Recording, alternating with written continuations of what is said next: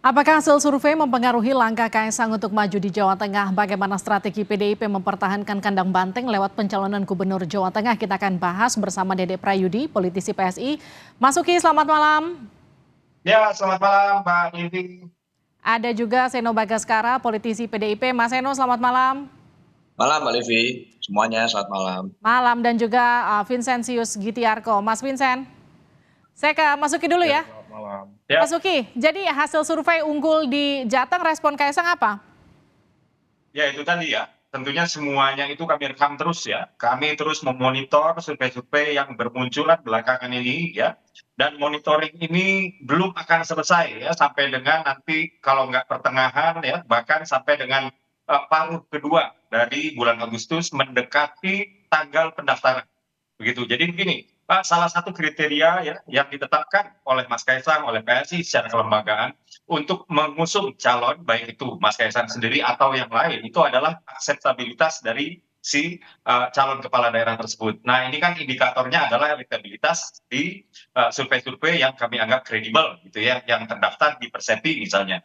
Dan Litbang Kompas adalah salah satu yang kami anggap juga sangat-sangat kredibel. Dan uh, bahwa kemudian Mas Kaisang menurut Litbang Kompas itu cukup rendah di Jakarta, ini tidak membuat sekonyong-konyong kami memutuskan Mas Kaisang tidak akan maju di Jakarta. Ya. Bahwa kemudian survei Mas Kaisang yang paling tinggi di Jawa Tengah ini juga tidak sekonyong-konyong membuat kami memutuskan Mas Kaisang akan maju di Jawa Tengah. Jadi semuanya masih berproses, apalagi di internal PSI sendiri yang baru menyetor nama-nama yang dijaring dari bawah itu baru di Jakarta. Jadi 6 kabupaten kota ya DPD PSI dari Jakarta Utara, Timur Barat, Pusat hingga ke Kepulauan Seribu itu sudah menyetor masing-masing 5 sampai 6 nama ke PSI Provinsi DKI Jakarta ya atau DKJ. Sementara di Jawa Tengah ini plenonya belum selesai, masih berproses. Jadi selain kami melihat keluar ya opini publik ya melalui survei-survei yang kredibel tadi, kami juga melihat ke internal kami dan ini sekarang sedang berproses. Oke. Jadi tentu saja survei-survei ini menjadi bahan pertimbangan Mbak Livi dan sampai dengan saat ini kami masih menunggu sampai dengan proses di internal selesai dan survei yang kami lihat itu bukan hanya kedudukan saat ini Mbak Livi, tapi juga trennya. Jadi bisa saja trennya tinggi ya, tapi menunjukkan penurunan dari waktu ke waktu. Nah, ini juga kami perhatikan. Atau Baik. yang sekarang rendah, tapi juga menunjukkan kenaikan dari waktu ke waktu dan ini juga kita perhatikan karena kan sampai dengan hari ini apa namanya tanggal pendaftaran itu masih ada kurang lebih 40 hari dan Oke. kami ingin menggunakan waktu tersisa sebaik mungkin. 40 hari kalau PSI surveinya Kaisang oke lah di Jawa Tengah. Lalu apa kabar dengan PDIP Mas Seno? Kandang banteng Ya, nih. ya terima kasih Mbak Livi. Jadi kita tentu mencermati semua dinamika, usulan, masukan, termasuk hasil-hasil survei yang bermunculan. Tapi kalau merujuk pada hasil survei per hari ini tentu masih terlalu dini untuk menyimpulkan apakah akan memiliki kepastian kemenangan atau tidak. Karena berbagai survei yang muncul kan juga deviasi nama-namanya juga terus berubah. Artinya ada satu survei yang misalnya mengatakan ada yang di top 10-nya itu berubah-ubah. Elektabilitasnya namanya masih sangat dinamis hari ini. Tapi kami yakin bahwa itu juga tidak terlepas dari faktor popularitas. Bagaimanapun dengan elektabilitas tersebut, popularitas misalnya nama-nama yang di atas Mas Kaisang, Pak Lutfi itu kan menunjukkan popularitas yang sangat tinggi. Artinya sudah ada banyak masyarakat Jawa Tengah yang mengenal nama-nama itu. Tapi Sedangkan kader kalau Jawa Tengah, kader PDIP Jawa Tengah harusnya juga masuk dalam top 3 paling tidak, Mas Seno? ya artinya dalam metode saintifik yang kami baca di survei tersebut, kalau dibandingkan misalnya dengan nama-nama yang lain, masih banyak masyarakat Jawa Tengah yang masih belum mengerti bahwa besok itu benar-benar akan ada pilkada di tanggal sekian, bahwa itu akan terjadi pilkada lagi, dan bahwa nama-nama yang maju semua juga belum pasti, sehingga pasti faktor popularitas menjadi penting. Oke, Persoalannya artinya gini adalah Mas Seno, memang maaf saya potong. Kalau dari hasil survei Litbang Kompas tidak ada kader PDIP yang paling tidak masuk ke 3 besar, begitu artinya ini nggak jadi ancaman buat PDIP? Enggak, artinya begini, persoalannya hingga hari ini kami sampai sekarang masih belum menentukan secara definitif calon gubernur kami. Artinya mesin politik yang bekerja, entah itu dari mana saja, yang kemarin sudah ikut bekerja pada saat pileg, dan kita mendapatkan kehormatan untuk memenangkan pileg kembali, Oke. itu belum kemudian memanaskan mesin untuk satu nama tertentu. Karena kami merasa bahwa di Jawa Tengah ini harus ada kristalisasi aspirasi dulu. yang dibutuhkan oleh masyarakat Jawa Tengah seperti apa, problem-problemnya apa saja. Nah, Kompas mulai menjawab, memberikan jawaban apa yang harus dijawab. Sehingga kemudian masyarakat akan bisa kelihatan mana yang dibutuhkan. Oke. Baru kita cocokkan dengan calon yang kita usung. Nah, masalahnya nama-nama yang kita usung ini kan memang nama-nama yang punya kredibilitas dan kompetensi yang cukup untuk bicara menjabat sebagai gubernur. Artinya track record pengalamannya di kepemimpinan pemerintahan ini sudah mencukupi. Mas Hendy misalnya wali kota Semarang 2 periode, sekarang kepala LKPP, di eksekutif sangat mumpuni. Kemudian ada nama misalnya yang kita munculkan dari bawah, ada Pak Andika Perkasa, mantan Panglima TNI, yang secara manajerial kepemimpinan tentara, militer sangat mumpuni. Nama Mas Bambang Pacul masuk misalnya, itu juga sangat ikonik di legislatif. Nah, nama-nama ini adalah bentuk cerminan kami ingin bertanggung jawab terhadap kepemimpinan jalannya birokrasi dan pemerintahan di Jawa Tengah. Tapi nama-nama tersebut nggak masuk ke top survei, nggak apa-apa, Mas Eno? Nggak masalah buat kami pada saat di periode saat ini, di pemilu itu bukan siapa cepat dia dapat. Oke. Tapi memang butuh kematangan berpikir, dialektika, diskursus yang sifatnya diskursus publik, bukan sekedar diskursus elit, dan itu memang butuh waktu untuk sampai ke tahapan itu. Saya ke Mas Vincent ya, Mas Vincent, jadi apa yang membuat nama Kaesang itu bisa masuk ke puncak top of mind Cagup Jateng dari para responden?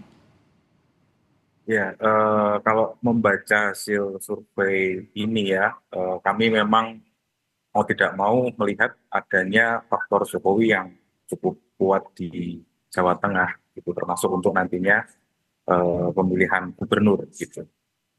Artinya kalau kita lihat ya, untuk sementara top of mind-nya itu kan selain Kaesang kan juga ada Ahmad Lutfi, dan walaupun tidak ada atau belum ada secara eksplisit dukungan dari Presiden Jokowi terhadap tokoh-tokoh ini, tapi toh dari beberapa narasi yang muncul, dari beberapa simbol yang mungkin juga sudah tampak gitu ya, memang ternyata untuk sementara pengaruh Jokowi ini tampak kuat begitu, Mbak Livi ya. Oke, Mas Vincent, tapi gini, Jateng itu kan identik dengan kandang banteng, tapi kenapa tidak nampak ada kader internal PDIP yang kemudian masuk ke dalam top survei temuan Litbang? Ya, kita juga harus melihat dinamika politik yang terjadi setelah pemilihan presiden 2024 gitu ya. Artinya ketika memang ada dinamika politik antara Jokowi dengan PDIP dalam Pilpres kemarin, ternyata memang efek itu juga dirasakan dalam menyambut pilkada nanti begitu. Artinya secara pengaruh politik dalam tanda kutip mungkin ideologis begitu ya, Jawa Tengah memang masih menampilkan PDIP sebagai partai yang kuat, tapi untuk sosok mungkin hal inilah yang masih perlu dilihat lagi gitu ya, apakah secara politik masih kuat pengaruhnya, tapi apakah juga bisa memunculkan sosok yang juga disukai oleh masyarakat. Oke. Karena kita juga perlu melihat ya. Baik, gini, Mas Vincent, kan kalau kita lihat ya, ada nama selebritas Raffi Ahmad yang juga masuk ke dalam survei. Meskipun tergolong kecil, tapi cukup mengejutkan. Tapi yang jadi pertanyaan gini, ketika ada nama Kaesang yang bahkan ada di top of mind, ada masuk nama Raffi Ahmad, artinya gini, karakter respondennya tidak memikirkan rekam jejak, sekedar popularitas kah? Kita bisa melihat ini dari sisi yang lain, bahwa memang masih ada sekitar 64% responden yang belum punya pilihan. Gitu. Oke. Artinya di satu sisi kita bisa melihat bahwa setelah Ganjar Pranowo selesai 2 periode di Jawa Tengah, faktanya memang belum ada sosok yang ternyata disiapkan secara serius untuk di Jawa Tengah. Gitu. Artinya masyarakat belum memandang ada sosok yang kuat di situ. Tapi yang kedua juga kita melihat kalau memang faktor Jokowi ini kuat gitu ya, dan juga faktor PDIP kuat, gitu, bisa jadi masyarakat yang belum memilih ini juga menunjukkan istilahnya menunggu gitu ya, siapa sih sebenarnya yang akan didukung oleh Jokowi, siapa sih sebenarnya yang akan didukung oleh PDIP atau poros politik yang lain gitu. Nah, munculnya nama Raffi Ahmad itu sebenarnya bisa juga dibaca, atau beberapa nama yang populer itu dibaca dalam konteks bahwa dalam kekosongan tokoh ini gitu ya, masyarakat akhirnya ya sementara gitu ya memandang bahwa yang populer saja. Oke, artinya 64% gap masyarakat atau responden yang belum menentukan ini karena memang tidak punya banyak pilihan yang tersedia di Jawa Tengah untuk kemudian mereka usung begitu atau mereka pilih. Iya, kita bisa melihat begitu karena sampai hari ini ya ketika kita merilis hasil survei dari wilayah lain di Jawa misalnya, memang kan apa istilahnya elektabilitas dari tokoh yang di Jawa Tengah inilah yang relatif lebih kecil gitu ya dibandingkan misalnya Oke. wilayah lain. Ya memang situasi itu yang mungkin masih terjadi sampai saat ini di Jawa Tengah. Nah, saya ke Mas Uki. Mas Uki, jadi Yap. katakanlah gini, dari penjajakan yang sudah dilakukan Kaisang sekarang di hasil survei Litbang Kompas itu kan ada di katakanlah puncak dari hasil survei. Tapi kemudian apa yang penjajakan sudah dilakukan PSI dengan partai politik lain untuk kemudian menetapkan siapa yang akan diusung di Jawa Tengah? Sudah sampai sana belum pembicaraannya? Sebenarnya sudah ya. Jadi begini, Koalisi Indonesia Maju dalam hal ini ya sudah hampir rampung kesepakatannya untuk memajukan Pak Irjen Lutfi, begitu. Jadi apabila kemudian pada akhirnya misalnya ya PSI pada akhirnya memutuskan untuk memajukan Mas Kaisang di Jawa Tengah ya, ini kan artinya memang harus ada renegotiation di dalam tubuh Koalisi Indonesia Maju. Kurang lebih seperti itu. Saya bocorkan sedikit perbincangan saya dengan Mas Kaisang ya waktu saya berbincang soal hasil survei di Jawa Tengah yang waktu itu pertama kali dikeluarkan oleh LSI. Saya pernah nanya ke Mas Kaisang, Mas, ini mau saya ramaikan aja nggak nih soal peluang Mas Kaisang di Jawa Tengah gitu ya. Lalu beliau menjawab, wah jangan Mas, saya nggak enak dengan Pak Irjen Lutfi. Sementara kesepakatan di KIP ini memang sudah hampir rampung. Saya katakan hampir rampung karena di dalam politik itu kan sebelum sampai dengan tanggal terakhir, hari terakhir, kita harus tetap menyediakan ruang ya untuk kemungkinan perubahan atau ketidakpastian itu selalu ada karena dinamikanya begitu cair sekali belakangan ini. Apalagi kita melihat tadi di survei tersebut ya, itu hanya 7% walaupun paling atas ya, akan tetapi angkanya angka kecil gitu Mbak Livi, sehingga kita masih mencermati terus survei-survei kredibel ya, kita melihat trennya ya, termasuk dari Litbang Kompas, termasuk SMRC atau LSI atau indikator dan lain-lain. Dan acuan kita nggak hanya dengan perolehan saat ini karena masih sangat mentah sekali ya elektabilitas saat ini untuk kita jadikan sebagai acuan Oke. untuk pembuatan keputusan. Kalau gitu gini pertanyaannya, kalau tadi Anda katakan Kim sudah hampir pasti dengan Irjen Lutfi, siapa wakilnya? Nah ini belum pernah dibahas Mbak Livi. Jadi hingga dengan saat ini memang Kim itu sudah hampir pasti dengan Irjen Lutfi betul, tapi soal wakil ini belum pernah dibahas sama sekali. Oke, saya ke Mas Seno. Mas Seno, kalau Kim sudah hampir pasti dengan Irjen Lutfi, siapa yang kemudian akan dimajukan PDIP? Adakah kemudian kan beberapa pilihannya?